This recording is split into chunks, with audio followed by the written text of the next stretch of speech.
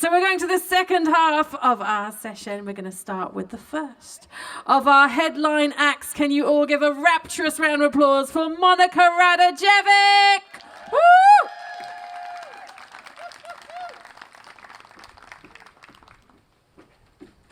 Hello, I'm Monika.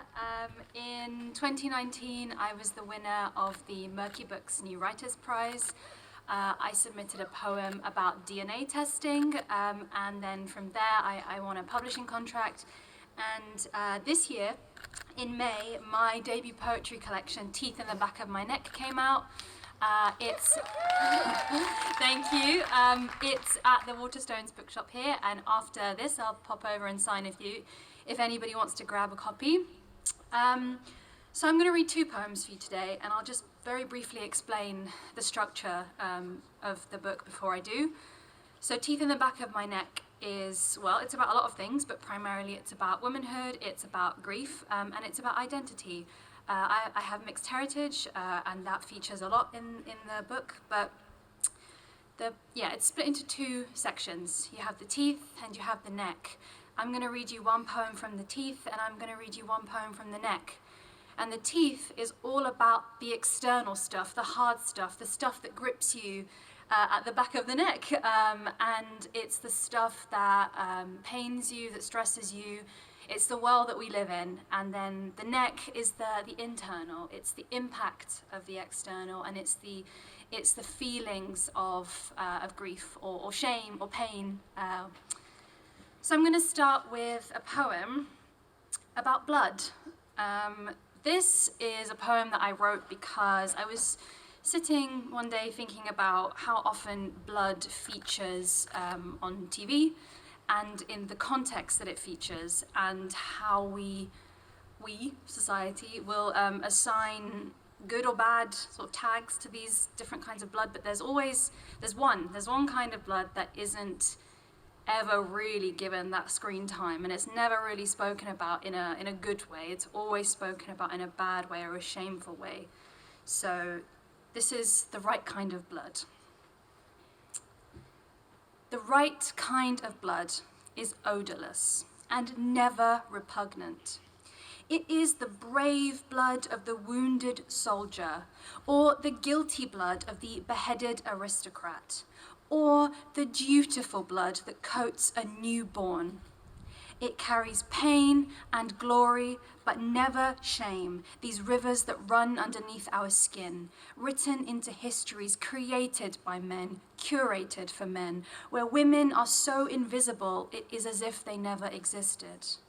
You see, the right kind of blood is the good blood, the noble blood, immortalized by countless wars, woven into the threads of the dead from the Somme or Rwanda or Native America or anywhere, really, soaked into desert sand or inky earth or salted water, or siphoned in tubes to save a life, to diagnose, to medicate.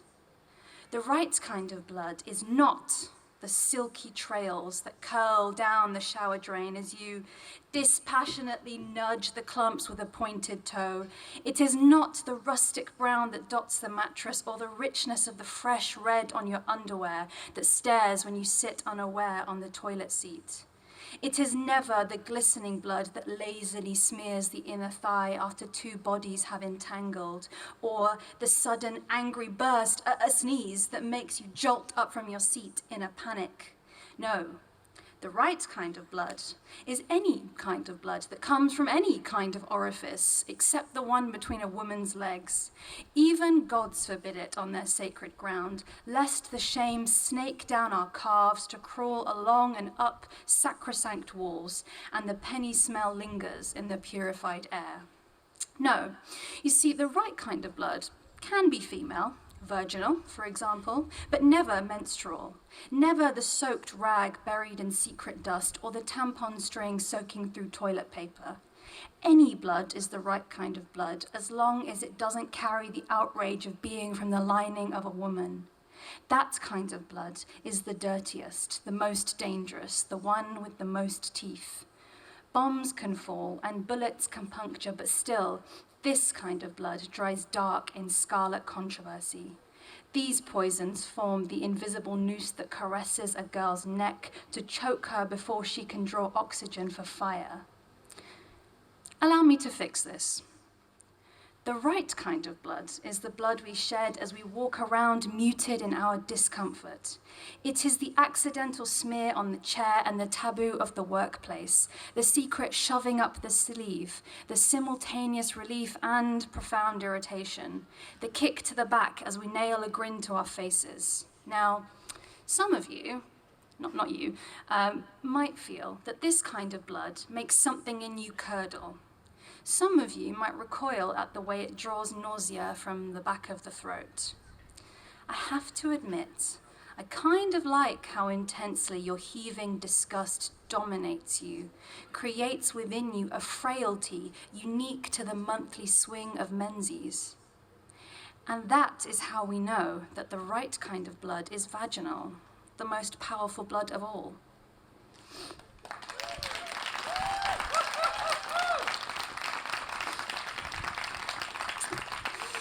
Thank you. So this second poem, this is a poem that I wrote.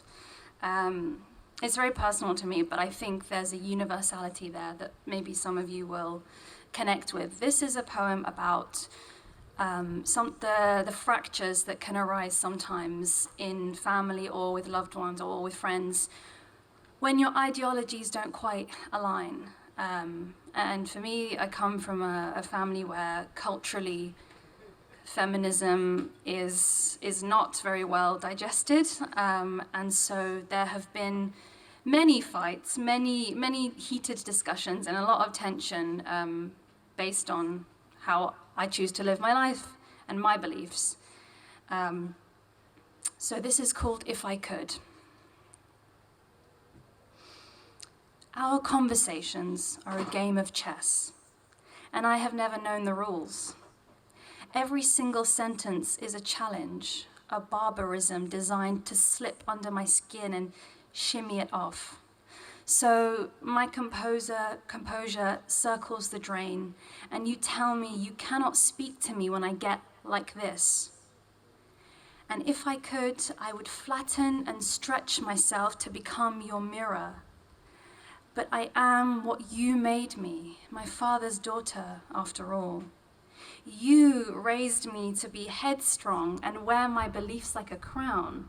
You taught me to speak truth with my chest and molded me into something fierce, praised me for my uncompromising steps through life, until we discovered just how different I would become from the kind of daughter you needed to soak up the pain from your firstborn. And if I could have done that for you, trust me, I would have. All those moments I saw you needed it. If I knew a way to put out that fire, I'd turn my body into a reservoir and keep us in still waters. I might have even tempered down my thunderstorms to be exactly who you wanted. But you taught me to be unapologetic in your first breath, and so you don't get to demand atonement in your second. If I could, I would lend you my eyes for you to grasp why I am so compelled to tear up the ground you stand on.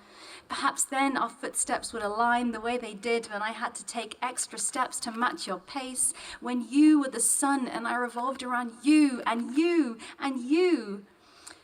I know it hurts you that I picked up my roots and reassembled them into a language you don't understand. I know you think me self-sabotaging, but to me it is too offensive to be a minnow in a net cast solely by men. And subjugation grows so systematically in the branches of your father's family tree.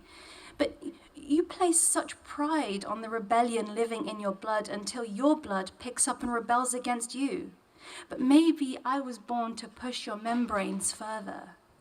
And since I was shaped to be outrageous in my defiance, your outrage cannot bother me. If I could, I would be your little girl forever.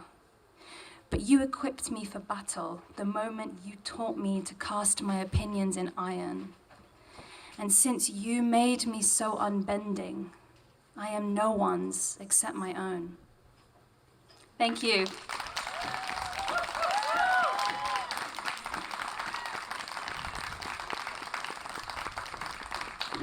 Give it up for Monika Radojevic.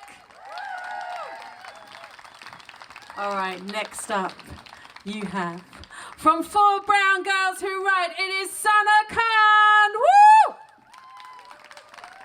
Thank you very much. So I'm Sunnah. I'm from 4 Brown Girls Who Write. I can't decide what to read, so I'm gonna read 3, and I'll start with one from our first collection called 4 Brown Girls Who Write.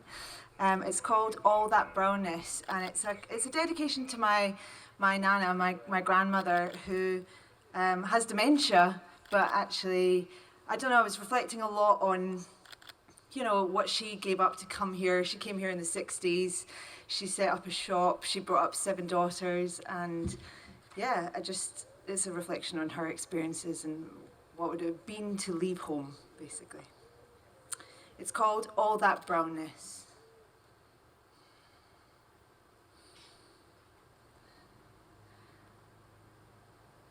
It's in your blood, isn't it?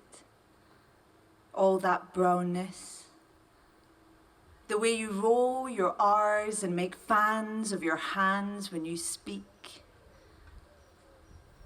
It gathers in the folds of your skin, mango juice and milky chai. You hold it in your mouth, your mother's prayers and your father's worries. You swallow oceans and the siblings you will never say goodbye to. They lie at the bottom of the stack of photos you keep under your bed. In open coffins framed in flower garlands, leather skin fading in black and white. When you look at their faraway faces, you smell rose water. Feel a wail form in your chest that never escapes. You wash your feet in the bathroom sink 3 times. Put your thumbs in your ears, trace water around your lobes. You wash off the day and are left with the distance of what lives on in your blood. After the shop is shut and the children are sleeping, you drag the jagged edge of a pencil across the crisp line of your notebook, make to write the letter you start every night. To your Ummi Jan.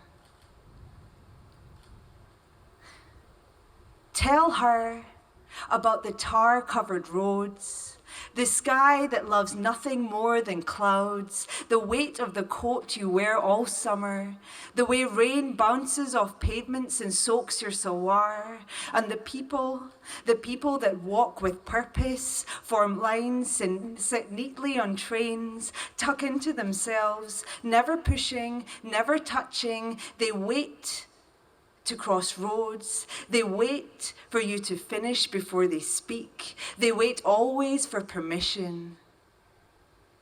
Even the dogs here wait to be told before lying down.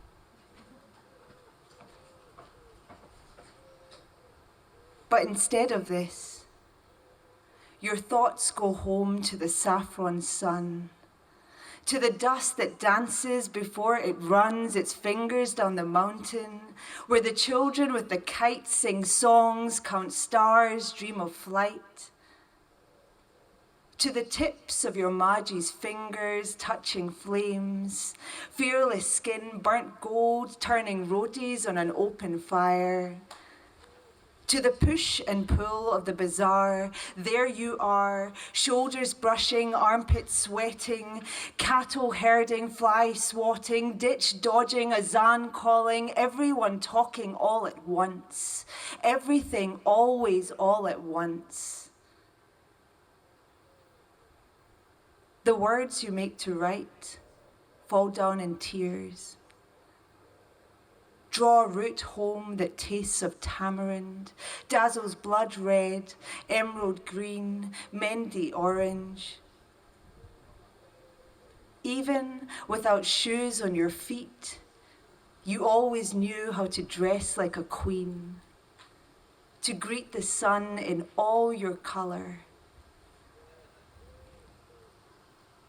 But there are no good words to say that the home you made for your children is not your home, that your mother died waiting with her prayers, that your father's worries live on only in your throat. You hear him when your voice shakes.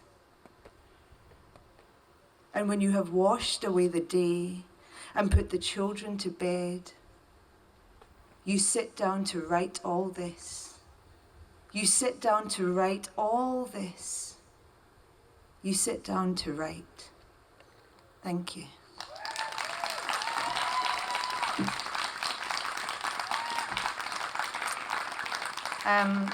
The next one I'm going to read is from, I think I'm going to read this one, is from a pamphlet called I Don't Know How to Forgive You When You Make No Apologies for This Haunting. It's part of a series of pamphlets that sit within the collective For Brown Girls Who Write, published by Rough Trade Books, and you can buy it in the bookshop. I'm going to read the title poem. It's called I Don't Know How to Forgive You When You Make No Apology for This Haunting, surprisingly.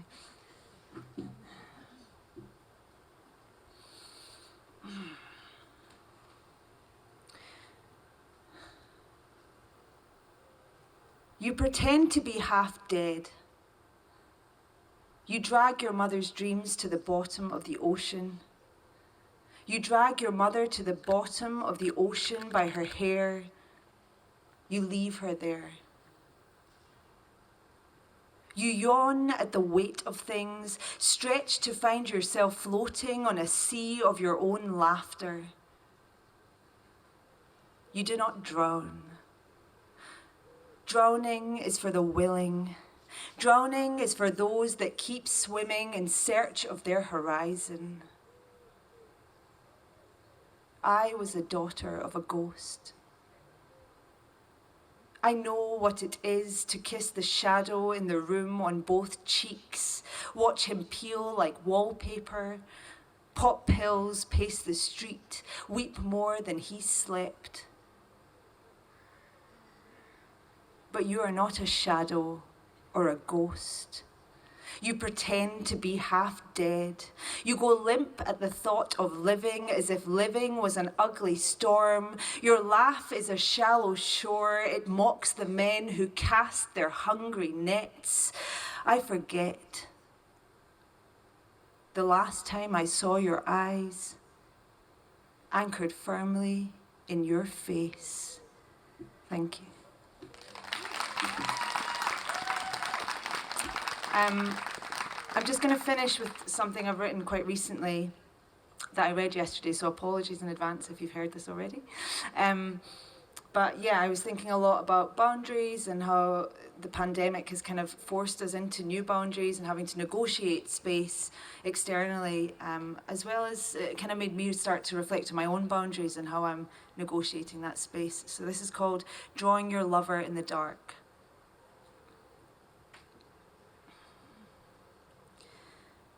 We become lovers during the apocalypse, find a way of feeling good between ourselves. We grow strange, familiar in our solitude, move away from our friends and the performance of community, as if we chose it. Pull the curtains, double lock the doors. You want to rearrange our cellular structure through pleasure. I want to forget about time and sacrifice. We decide today we will do no work. We will be in right relationship with our bodies. You put a post-it on the fridge to remind us to drop out of all incoming data.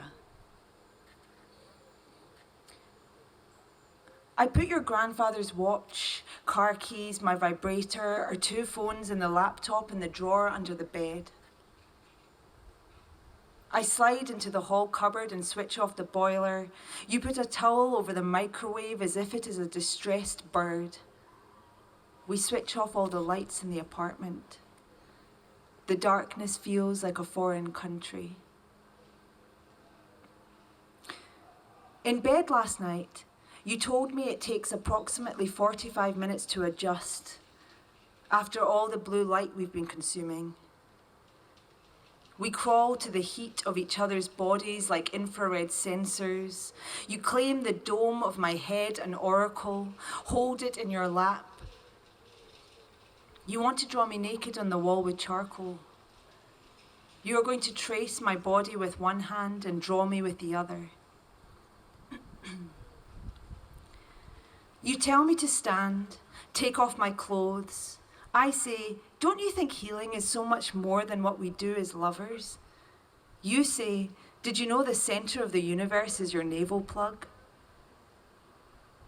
You draw your fingers down my belly button to my hips. You say, the darkness is a kind of boundary, isn't it? I say, do you think we need to talk about boundaries? You scratch at my groin as if it is your chin. You ask whether the scar on my thigh is near the left or the right hip, and I wonder if we ever know anyone well enough to see them clearly in the dark. You grab for my left buttock. I say, I think snatching is a trauma-induced survival mechanism. You say, turn to the right. I give you my right buttock with both hands. I say, there is an intimate battle between taking and giving, isn't there? You say the freedom is in the taking, my love. I say that can't be right. You say it is. You say taking is a type of urgent prayer for connection. You have found my scar. You finger the grainy surface like a plug searching for its socket, the graphic line gouged and raised like a sourdough culture. You say the ugliness of your body is so true and welcome. I feel the blood pulse under your touch, the string of my throat tighten like my pelvis round a tampon. I say, why are you so fascinated with the embodied violence of memory? I can tell I'm irritating you, because you gather the cellulite foam of my butt cheek in your fist, twist it like a stress ball. I flinch and think, healing is not defined by lovers, is it? And why has this country not denormalized the action movie already?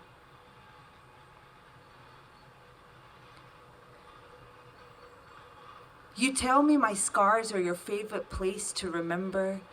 Something touched me before you.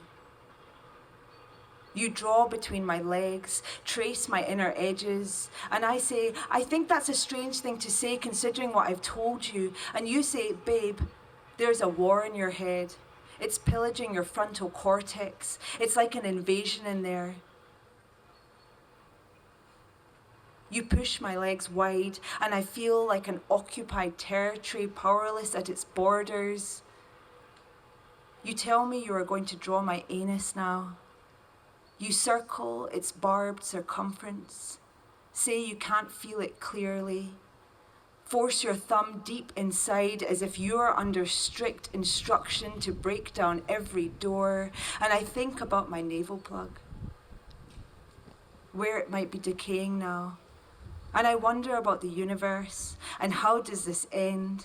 And you say the brutal truth is always unspoken, rarely witnessed. My mouth an echo, nothing comes out. It must be 45 minutes now, because my eyes are adjusting to the dark. And I realize we are not standing in the living room. We are in the crater of a bomb. The walls have collapsed, and really, you are drawing on rubble with the charred remains of my upholstered armchair, and the noise of the explosion has blown out my eardrums, and really, you are searching for my limbs because they've ripped off in multiple directions, and really, you are drawing which order to stick them back in place, and really, there is no pain, more a squelching, because my blood has bloated the whole carpet into a sponge, and when I come, I think of you, writing my epitaph. Thank you.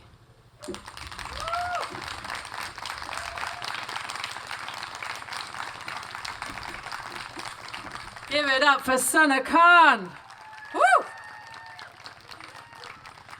So it's now time for your final headline act. She is an award-winning poet, playwright, performer and editor. 20 years ago, she founded the National Youth Slam for the Poetry Society. She's host and co-creator of Outspoken, the UK's premier poetry and music club at Southbank Centre. And last year, because that wasn't enough, she presented a documentary for Radio 4 featuring the poems from her collection Canto, which she's going to be reading from today. Give it up for the legend that is Joelle Taylor! Cheers, Justine. Big up to everyone here. I'll take my glasses off. Big up to all the open micers. Absolutely stunning. Give them a round of applause, man. That's such yeah, it fills my heart to know that this kind of radical revolutionary poetry is still a part of the open mic scene and the slam scene.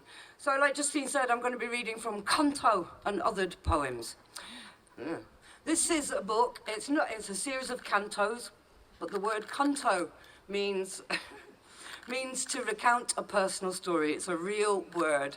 By no means did I come up with the word canto as female cantos first and then discover it was a word. So what I'm going to do is read the kind of title poem, the poem that set the whole project off. This book is the story of, it's part memoir, part conjecture, and it's the story of 80s, 90s, underground, butch, lesbian scene across London, the UK, and the rest of the world. So it started when Apples and Snakes, who are a leading poetry agency, asked me to write a 10-minute piece around the theme of protest, which I did. The piece was set in a boxing ring, which was roped off with barbed wire. I've only got 10 minutes, so I'm going to crack straight into it. Some girls fall from sunlit sky straight down into flat pack floral dresses, grab their smiles from a hook behind the door, rescue their faces from riptides of mirrors. Some girls are always falling. Round 1. The body as battleground. You fall and miss your body entirely, land somewhere in enemy territory, behind the lines. Your body, a foreign country you cannot get a visa for. Your skin, a parachute caught in tree branches. You awaken in no man's land, gunfire from over the horizon, and women are crucified on hashtags across the dark hills. Your trench is crowded with dead women, wearing faces that try to escape them and the clothes of someone you once knew. There are landmines buried deep beneath your skin, and no one understands them. In between the battleground and the bedroom is this sticky quiet, this no man's land, and this is where you live. Men explode when you least expect it. You will spend a lifetime searching for your body. Round 2. The body as protest.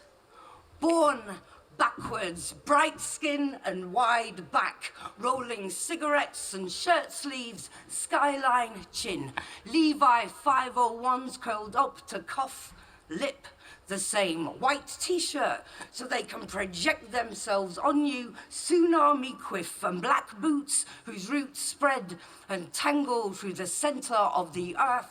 You don't wear makeup to prove you have not made anything up. This is your face. Your father's friends gave it to you one Christmas Eve, 1973. You unwrapped it beneath a decorated tree from which the rest of your family hung. They sipped cocktails as you slowly disappeared, swaying gently to that wail of celebration, that harbinger of party. You cut your first suit from the thick silence when you enter a room. They call you Butch. The name derives from Butch Cassidy, true story. You are the descendant of outlaws. Outlaws, you are irony incarnate. Woman butchered, cut into select meat, middle distance stare, breast, shoulder, wild tongue. They fear you. Boy, bois, dyke, diesel female sodomite, lady faggot, bulldagger, queer, pervert, gold star, silverback, stud, invert, kiki, she-male, drag drone, baby butch, tomboy, stone. But if you are a stone, you are a chip off the mountain and you join an avalanche of wrong walking women, shaven heads like tumbling rocks. You keep them close, they are rosary. On the dance floor, we are tidal, heckle the night, passing nods between us and handshakes that stop our handshaking. We are untamed, a wilderness of women. We are waste ground. What a waste, love. Nothing grows on us, barren and sterile and unuseful female, empty as church pews. The wind rattles its fists inside our wombs. Come on then, snake boy. Come now, heretic healer. Where are the maths that solve us? How do we fit into your algae bra, your binary code? Our bodies are political placards, and we dance as demonstration that you do not own us. It is revolution in the living room, uprising in the public toilets, insurgency in the suburbs. Fear us, I told you to. Not funny enough to be your best friend, love. Our closets are filled with clothes that we refuse to wear. Not camp enough for your TV show, bruv. A woman without makeup is a woman without a face. Who knew that when we were cleansing, we were erasing our whole existence? Round 3. The body as trespass.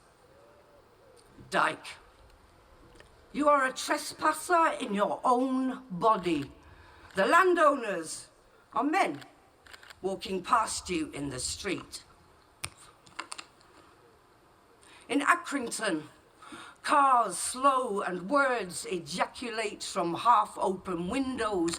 Your mother's phone rings in the middle of the night. Shh, do you know about your daughter? Shh, I think you ought to know.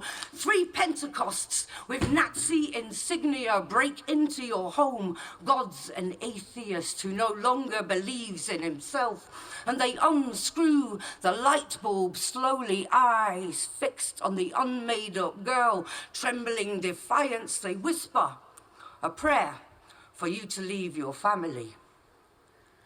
You do.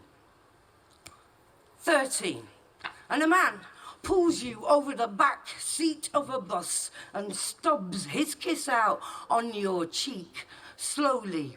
A boxer's embrace, but he doesn't throw the punch. He posts it. You wait by letterboxes, flinch when it chatters, never answer the phone. In Brixton, men hold their fists like babies and watch as you walk past as though they are thin-ribbed cats in the undergrowth and you, a small, shaven-headed bird. There's a reason that women are compared to birds, and it's got fuck all to do with wings. Some songs harden on the wind. Some girls are kept in gilded cages on suburban mantelpieces. 18.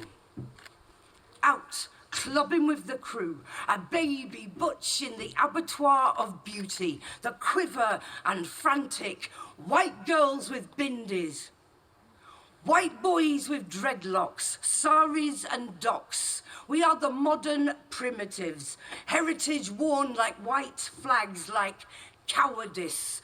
And we dance as though we are stamping out flames, as though our boots are hammering in the last nails to the coffin of the old gods. Strangers hug and tell each other secrets. You are ecstatic. But then the light looks away. Skinny wolves separate you from the flock. Wallpaper, the drugs no longer working as they amber, IUU, aberration, and they must conquer what they cannot name. 23, and you finish rehearsals in the city with nowhere to sleep. So you wish the posh kids good night, and you walk and you walk and you walk and you walk, and he finds you quickly, and your first-class degree won't save you, and when you come round, you are empty and his eyes are full, and above you, twin gods. This is the first time you think you're going to be killed, and when you're not, it's a disappointment. The morning after pill is a communion wafer, and you are forgiven. Your trespasses you learn quickly. Men are broken things, breaking things. Round 4. The body as cemetery. The first time you die, you drink a bottle of cleaning fluid, and moths of nurses wrap you in white swaddling curses. Fuck you, they whisper, a back alley lullaby. Fuck you, they croon, as you're interred into your hospital bed. And when the mourners come, they seem happy. A picnic in a mortuary. The third time you die, it's classic, cinematic, a bottle of your mother's sleeping pills. You swallow them without water, watching a film about a girl who is not loved.